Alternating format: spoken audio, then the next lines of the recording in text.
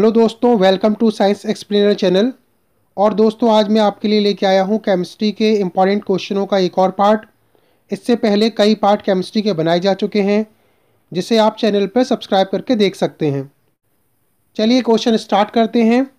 तो देखिए, first question है इसमें, इनमें से किसमें sp2 संकरण नहीं पाया जाता?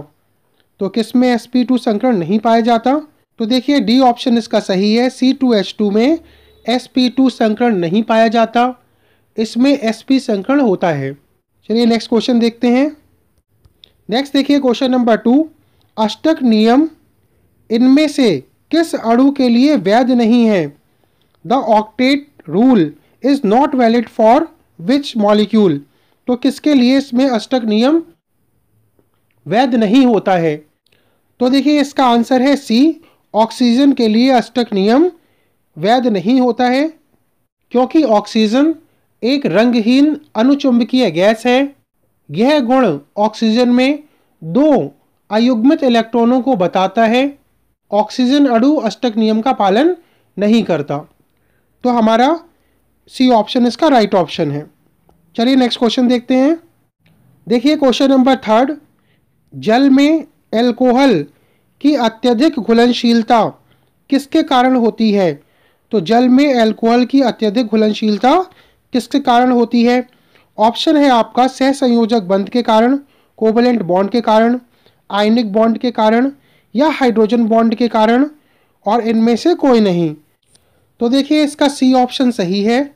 जल से हाइड्रोजन बंध के कारण ऐसा होता है, क्योंकि ऐसे संयोजी यौगिक जो जल के अणु के साथ हाइड्रोजन बॉन्ड बना सकते हैं, जल में विलय होते हैं, और एल्कोहल भी ऐसा ही गुण देता है, अतः यह जल में घुलनशील होता है। Next question, question number 4, sulphuric अम्ल के अणु में होते हैं ए, केवल सहसंयोजक बंध, बी, सहसंयोजी तथा आयनिक bond, C, covalent bond and the coordinate bonds, और चौथा सहसंयोजी, आयनिक तथा सह समन्वयक बंध।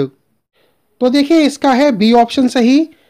सल्फ्यूरिक अम्ल में सहसंयोजी तथा आयनिक बॉन्ड दोनों प्रकार के बॉन्ड होते हैं, तो इसका बी ऑप्शन राइट ऑप्शन है। चलिए नेक्स्ट क्वेश्चन देखते हैं। क्वेश्चन नंबर 5, पाई बंध बनते हैं किसके अतिव्यापन से? किसकी ओवरलैपिंग से पाई बॉन्ड बनते हैं? ए ऑप्शन है अपने अक्ष के अनुदिश पी कक्षक के कारण, बी, पी कक्षक के अक्ष के अनुदिश sp कक्षकों के अतिव्यापन से, सी, अपने अक्ष के लंब के अनुदिश pp कक्षकों के अतिव्यापन से, या फिर ss ऑर्बिटल्स की वजह से ऐसा होता है। तो देखिए, इसका आंसर है सी, अपने अक्ष के अनुदिश लंब के अनुदिश pp कक्षकों के अतिव्यापन से ऐसा होता है। तो सी ऑप्शन आपका राइट ऑप्शन है। चलिए नेक्स्ट। तो देखिए क्वेश्चन नंबर 6, एसिटिलीन में होते हैं तो कितने पाई बंध होते हैं और कितने सिग्मा बॉन्ड होते हैं? चलिए देखते हैं। तो देखिए, एसिटिलीन में इस तरीके से इसका स्ट्रक्चर, तो यहाँ पर 3 तो सिग्मा बंध होते हैं और 2 इसमें पाई बॉन्ड होते हैं। तो हमारे यहाँ ऑप्शन नंबर ए सही है। 3 सिग्मा बॉन्ड होते हैं और 2 इसमें पाई बॉन्ड होते हैं। चलिए नेक्स्ट क्वेश्चन। क्वेश्चन नंबर 7, समान आणविक तथा संरचनात्मक सूत्र वाले समावयवी को क्या कहते हैं? तो ऐसे आइसोमर्स जिनका स्ट्रक्चर फॉर्मूला और मॉलिक्यूलर फॉर्मूला दोनों सेम होता है, इसको क्या कहते हैं? तो देखिए, इसको कहते हैं हम लोग त्रिभिन्न समावयवी। तो इसका जो डी ऑप्शन है वो आपका राइट ऑप्शन है। चलिए नेक्स्ट क्वेश्चन। क्वेश्चन नंबर 8, ज्यामितीय समावयवता इनमें से किस यौगिक में संभव है? तो geometrical isomerism is possible in the case of, किस में पॉसिबिलिटी है इसमें? तो देखिए, इसके ऑप्शन है आपके इथेन, प्रोपेन, 2-ब्यूटीन एंड प्रोपीन। तो हमारे इसमें सही ऑप्शन है सी ऑप्शन इसका सही है, ब्यूटीन 2 में ऐसा होता है। नेक्स्ट क्वेश्चन 9, एक यौगिक में 2 असमान असममित कार्बन परमाणु हैं, इनमें प्रकाश समावयवी की संख्या कितनी होती है? A compound contain 2 dissimilar asymmetric carbon atoms, the number of optical isomers in it will be. तो देखिए ऐसी कंडीशन में इस तरीके का स्ट्रक्चर फॉर्म होता है, ये एक एग्जाम्पल है इसका। तो इस तरीके के 3 समावयवी हमें मिलेंगे, तो हमारा इसका जो बी ऑप्शन होगा वो राइट ऑप्शन होगा। तो इनमें प्रकाशीय समावयवी की संख्या 3 होती है, तो इसका जो बी ऑप्शन है वो राइट ऑप्शन होगा। चलिए नेक्स्ट क्वेश्चन देखते हैं। क्वेश्चन नंबर 10, इनमें से कौन एक प्रकाश सक्रिय यौगिक होता है? तो देखिए प्रकाश सक्रिय जो यौगिक होता है जिन पर भिन्न परमाणु या तत्व जुड़े होते हैं प्रकाश सक्रिय यौगिक कहलाते हैं। और हमारे दिए गए ऑप्शन में यहाँ पर जो सी ऑप्शन है 2 क्लोरोब्यूटेन, ये प्रकाश सक्रिय यौगिक होता है। तो देखिए 2 क्लोरोब्यूटेन में ये अलग भिन्न परमाणु यहाँ पर जुड़ा हुआ है, तो ये प्रकाश सक्रिय होगा। तो इसका सी ऑप्शन इसका राइट ऑप्शन है।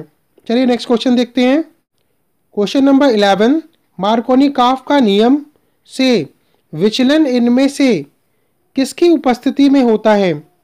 तो किसकी उपस्थिति में, किसकी प्रेजेंस में डेविएशन होता है?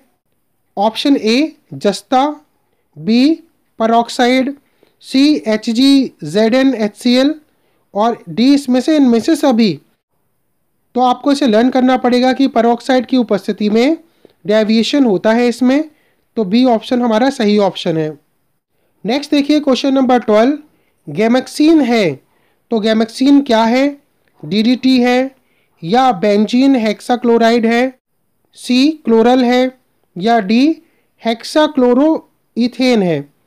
तो देखिए आपको यहाँ लर्न करना पड़ेगा गैमेक्सीन एक बेंजीन हेक्साक्लोराइड ये होता है, तो हमारा बी ऑप्शन इसका राइट ऑप्शन है। क्वेश्चन नंबर 13, बेंजीन वाष्प एवं हवा के मिश्रण को जब उत्प्रेरक V2O5 के ऊपर 775 केल्विन तापमान पर गुजारा जाता है तो क्या बनता है? तो इस पर जो पास करते हैं तो क्या बनता है इसमें? तो ए ऑप्शन है इसका ग्लाइक्सल, बी ऑक्जेलिक अम्ल, C maleic anhydride and D fumaric acid. तो देखिए इसको आपको लर्न करना पड़ेगा, ये आपका सी ऑप्शन आपका सही है, मैलिक एनहाइड्राइड इसका फॉर्म होता है। चलिए नेक्स्ट क्वेश्चन देखते हैं। क्वेश्चन नंबर 14, कार्बन का बेंजीन में कौन सा संकरण होता है? तो कौन सा संक्रमण होता है? sp होता है, sp2 होता है, sp3 होता है या s2p होता है। तो कौन सा संकरण होता है इसमें? तो देखिए कार्बन का बेंजीन में sp2 का संकरण होता है। तो देखिए इस प्रकार का कार्बन का बेंजीन में संक्रमण है sp2 का, तो sp2 संकरण होता है। तो इसका बी ऑप्शन इसका राइट ऑप्शन है। चलिए नेक्स्ट देखिए क्वेश्चन नंबर 15, जब मेथिल एमीन की HNO2 से संयोग करता है यानी कि क्रिया की जाती है तो इसका जो प्रोडक्ट होता है वो उत्पाद होता है वो क्या बनता है? चलिए देखते हैं इसका आंसर। तो देखिए इसका रिएक्शन करने पर HNO2 यानी कि नाइट्रस एसिड की उपस्थिति में करने पर CH3OH फॉर्म होता है, सो इसका आंसर CH3OH होगा। तो हमारे ऑप्शन में ए ऑप्शन इसका राइट ऑप्शन होगा। तो दोस्तों ये थे कुछ इंपॉर्टेंट आपके केमिस्ट्री के क्वेश्चन, इसे आप देख लीजिए। जिन लोगों ने चैनल सब्सक्राइब नहीं किया है चैनल को सब्सक्राइब कर दीजिए, बेल आइकन को प्रेस कर दीजिए जिससे लगातार आपको नोटिफिकेशन मिलते रहें। Thank you.